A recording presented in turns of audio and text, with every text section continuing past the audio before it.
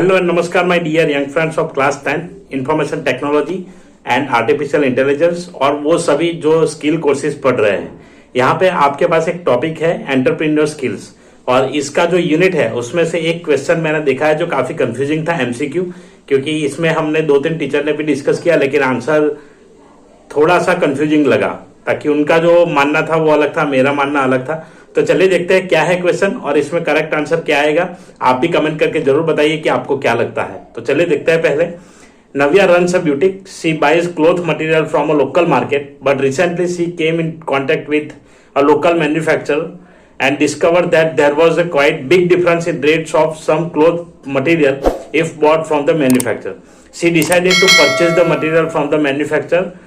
Which of the following function entrepreneurship is she performing? Planning, controlling, production and operations, finance and accounting. तो देखिए इसमें ये चीज 4 option दिए हैं। अब मेरा आंसर जो था वो सीबीएसई के जो टेक्स्ट मटेरियल है उसके हिसाब से पीडीएफ मटेरियल है, मेरा आंसर ये था।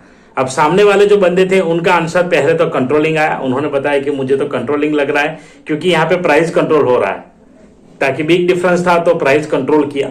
और मैंने कहा कि नहीं, प्रोडक्शन और ऑपरेशन आएगा क्योंकि ये जो है रॉ मटेरियल के रिलेटेड है, तो प्रोडक्ट्स रिलेटेड एक्टिविटी है तो वो प्रोडक्शन एंड ऑपरेशंस में आएगा। और फाइनेंस एंड अकाउंट, वो बोल रहे कि फाइनेंस अकाउंट भी हो सकता है एक लॉजिक से सोचे तो। इसमें लॉजिक ये है कि भाई देखो इसमें क्या है कि परचेज मटेरियल परचेज कर रहे हैं तो उसमें कॉस्ट कटिंग हुआ, तो ये भी फाइनेंस में आता है कॉस्ट कटिंग। तो चलिए देखते हैं कि किस तरीके से आप इसका आंसर लिखेंगे, क्या हो सकता है। पहले जो टेक्स्ट बुक में जो डेफिनेशन दिया है रोल का, जो एडिशनल स्टडी मटेरियल सीबीएसई ने दिया है एम्प्लॉयबिलिटी स्किल्स के लिए, तो वो मैंने ऊपर रखा है पीडीएफ, उसमें सभी की डेफिनेशन देख लेते हैं, फिर आप ही तय कीजिए। मेरा आंसर तो यही रहेगा, option C, production and operations. आप बताइए कि आपका क्या होगा और प्रूव कर सकते हैं आप लॉजिकली, इसीलिए हम डेफिनेशन देख रहे हैं। तो सबसे पहले डेफिनेशन देखेंगे। तो सबसे पहला डेफिनेशन हम ले लेते हैं प्लानिंग। पहला ऑप्शन प्लानिंग है, तो यहाँ पे प्लानिंग सर्च कर रहे हैं, ये रहा प्लानिंग। तो प्लानिंग क्या दिया है?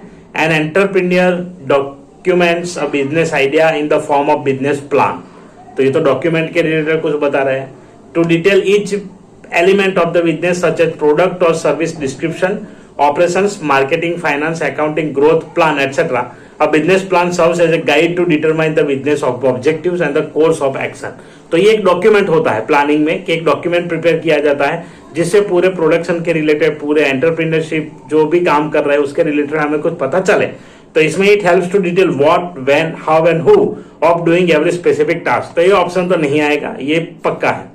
नेक्स्ट देखते हैं कंट्रोलिंग। तो कंट्रोलिंग का डेफिनेशन इसमें जो दिया है, और जो हमारे साथी थे, जो मित्र थे, उन्होंने जो बताया ऑप्शन वो कंट्रोलिंग था। तो कंट्रोलिंग भी देख लेते हैं कि क्या हो सकता है।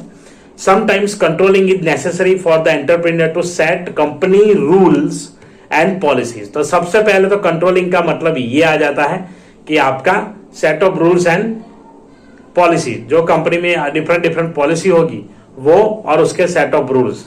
तो इसमें तो कोई रूल है नहीं, इसमें कोई सेट ऑफ रूल या पॉलिसी बनी नहीं है।